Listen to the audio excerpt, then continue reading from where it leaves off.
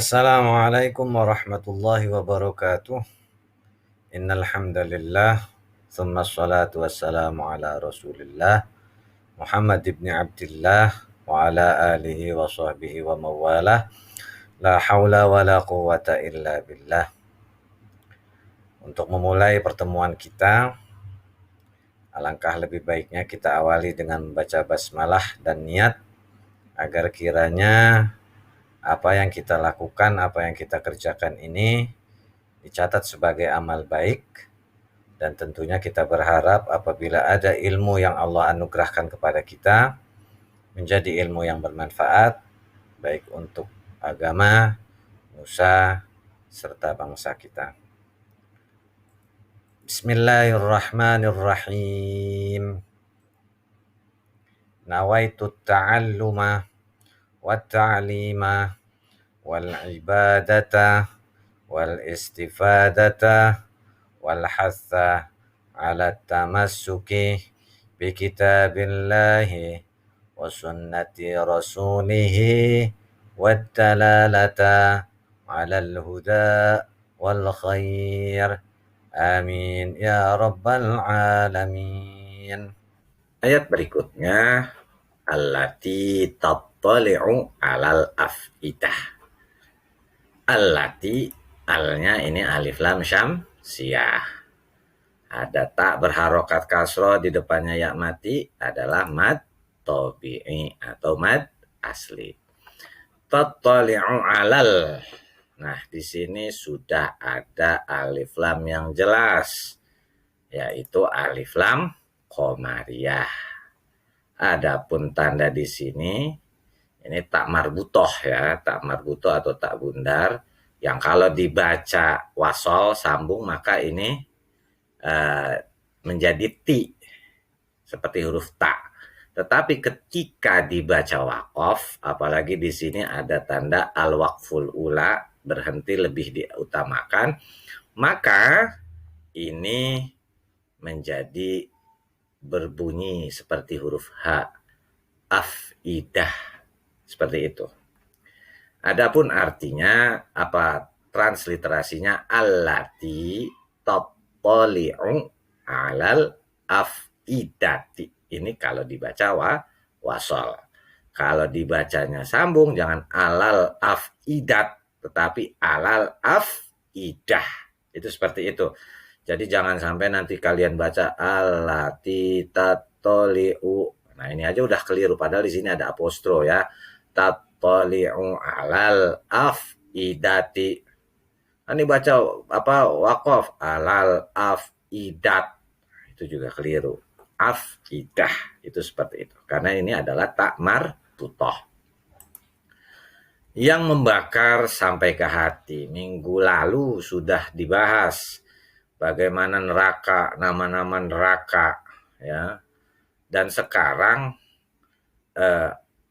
gimana sih humaza itu membakarnya?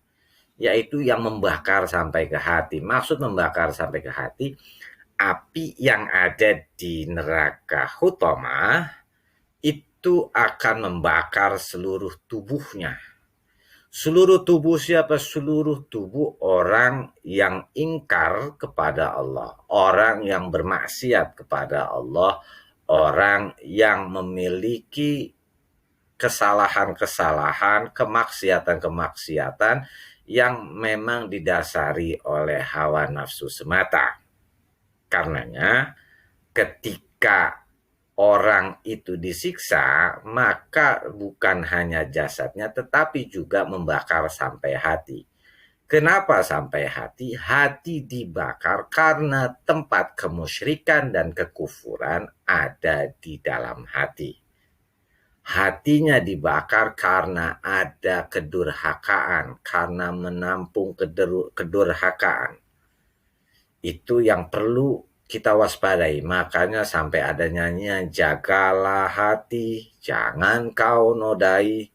Maksudnya apa? Hati itu ya tempat cerminan diri kita. Karena kalau hati kita baik, insya Allah segala yang kita perbuat itu baik. Kita tidak akan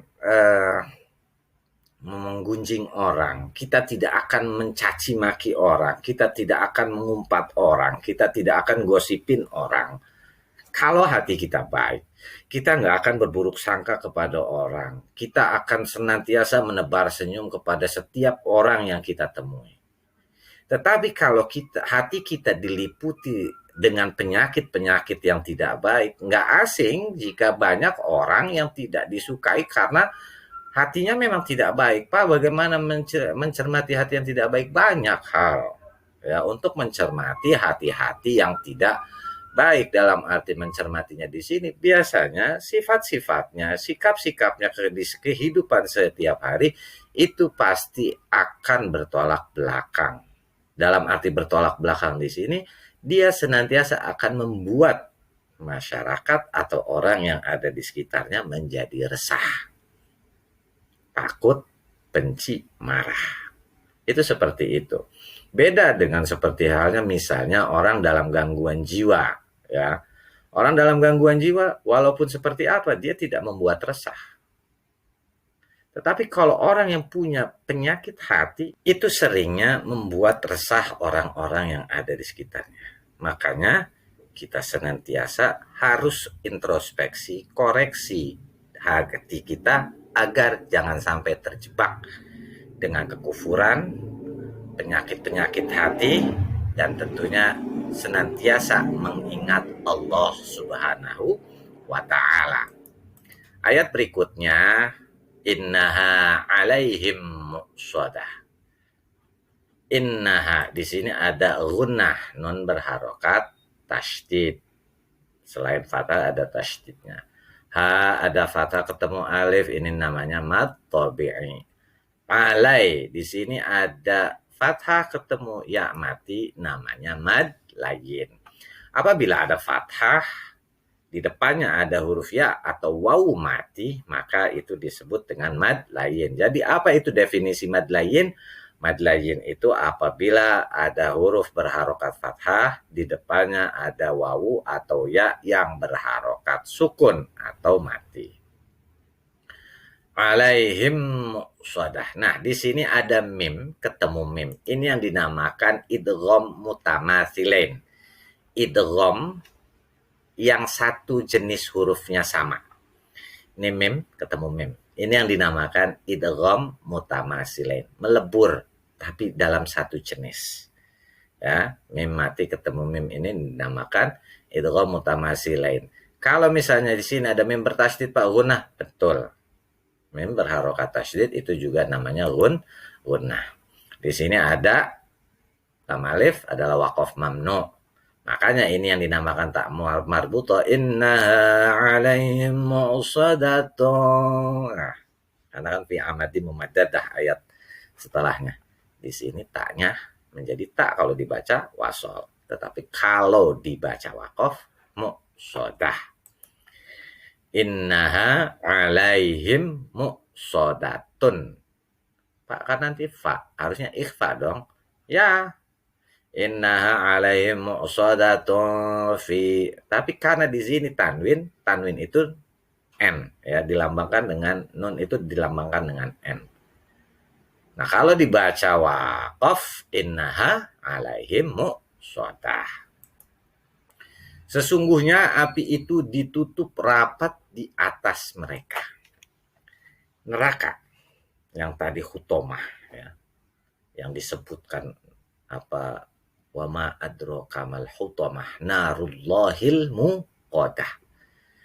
Neraka hutomah atau neraka-neraka lainnya yang sudah dibahas pada minggu sebelumnya itu adalah tempat menyiksa apa tadi?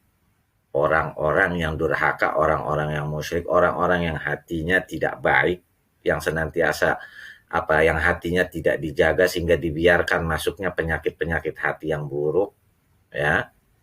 Nah, orang-orang yang tersebut termasuk di sini humazah dan lumazah, pengumpat, pencela, yang mengumpat di depan, yang mencaci di depan muka, yang gunjing di belakang.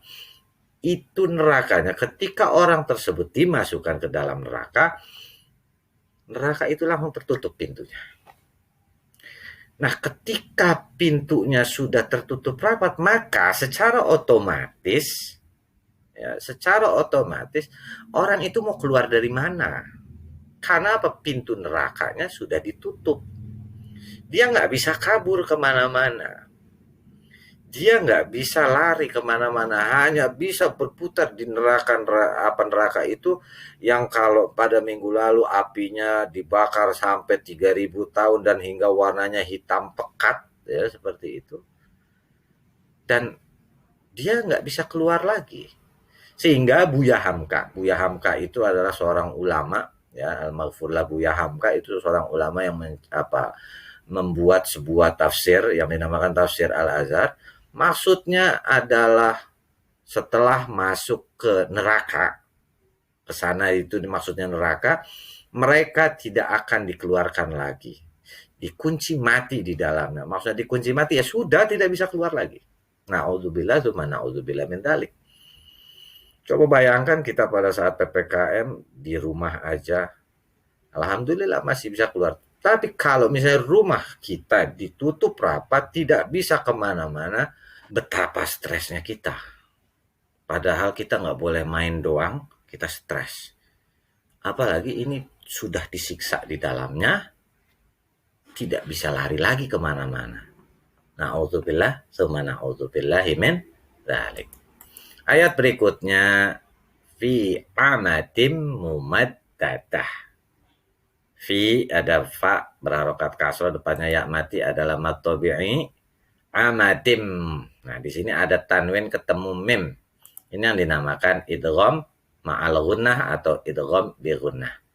Di sini ada mumaddatin tak mardutoh karena di akhir kalimat, di akhir ayat ini dibaca mati mumaddadah. Seperti itu. Nah, artinya maaf. Nah, transliterasinya fi amadim mumaddadatin. Nah, kalau bacanya fi amadim mumaddadah. Untuk artinya sedang mereka itu diikat pada tiang-tiang yang panjang. Muqatil Ibnu Hayyan menjelaskan pintu-pintu neraka tertutup atas mereka. Neraka disebutkan ya dikuatkan dengan tiang-tiang dari besi. Nggak ada pintu yang bisa yang terbuka. Nggak ada angin sejuk, angin udara segar yang masuk ke dalam neraka. Pengap, panas, tersiksa, dan dia itu orang yang diikat. Coba sekarang kita sama-sama membayangkan saja, kan saat ini sedang PPKM ya. Alhamdulillah kian hari makin menurun. Moga-moga terus menurun dan bisa segera masuk ke kelas atau belajar tatap muka. Coba kita bayangin ini ketika PPKM pintu ditutup. Nggak boleh ada orang yang keluar. Tetapi di dalam masih bisa lari-lari kan masih enak. Masih bisa main. Nah ini udah ditutup. Tapi kalian diikat di dalamnya. Nggak bisa ngapa-ngapain, kakinya diikat, dipancangin di sebuah tiang. Nih pokoknya biar nggak kena COVID. Nah kalian seperti ini kan gitu. Gimana rasa tersiksanya? Padahal kita nggak dibakar dengan api yang panas ya. Hanya misalnya tidak dibebaskan. Makanya tidak dibenarkan orang-orang yang dalam gangguan jiwa dipasung seperti itu tidak diperbenarkan. Karena apa? Sudah tidak nyaman gitu ya. Meskipun memang dalam gangguan jiwa bukan berarti boleh disiksa, tidak seperti itu. Nah, ketika kita disiksa di dalam neraka, waliyadzubillah, semoga Allah Subhanahu wa taala melindungi kita dan memaafkan segala kekhilafan kita sehingga kita terbebas dari siksa dan siksa dan pedihnya api neraka tersebut. Coba kita bayangkan, ini neraka yang panas, dahsyat, luar biasa. Lalu tiba-tiba kita diikat, nggak bisa keluar. Gimana rasanya? Saya tidak sanggup untuk membayangkan bagaimana rasa pedihnya siksaan di dalam neraka itu. Makanya sekali lagi, jaga hati kita, jaga sikap kita, dan tentunya patuh kepada Allah Subhanahu wa taala. Mungkin ini pembahasan kita ya untuk ayat yang terakhir ini, dan Bapak ingatkan kembali, tolong catat supaya ilmu itu tidak lari. Kemudian juga seperti biasa, sholat, jujur, dan bertanggung jawab. Adapun link absen dan evaluasi harian menggunakan password Hamka. Kenapa Bapak gunakan Hamka? Karena ini untuk menghormati seorang ulama yang pernah ada di tanah Indonesia yang tercinta ini. Demikianlah tadi pertemuan kita di hari ini. Kita sama-sama berharap agar kiranya Allah Subhanahu wa taala meridhoi apa yang kita kerjakan dan apa yang kita lakukan. Dan untuk mengakhirinya, kita akhiri dengan kafaratul majlis. Subhanakallahumma wa bihamdika asyhadu an la ilaha illa anta astaghfiruka wa atubu ilaik. Walhamdulillahi rabbil alamin. Wassalamualaikum warahmatullahi wabarakatuh.